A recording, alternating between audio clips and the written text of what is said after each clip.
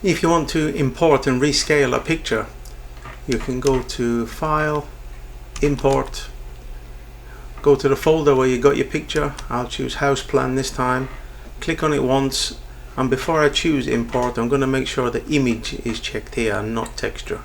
So Image, Import,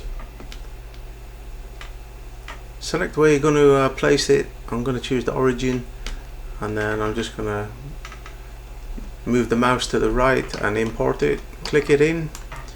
Now at this point I don't really know what size it is, what scale it is at all, but I can see on the drawing that there are some existing measurements.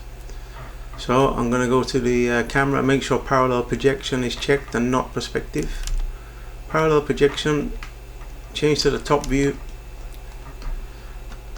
I'm going to explode. I'm going to select and explode by right clicking, and then right click again, make group, and then double click to go into the group and take the tape measure tool on the left, zoom in and click on the first point, the second point, and that we want it to be 50, 55. Enter. Do you want to resize the active group or component? Yes. And there you go. So now we've rescaled the drawing. Now it's good enough to start modeling your house if you want to use it as a template. So File, Import,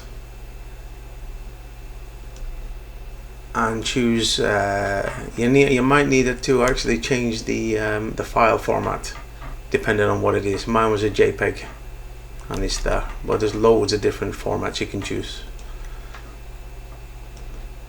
So thanks for watching.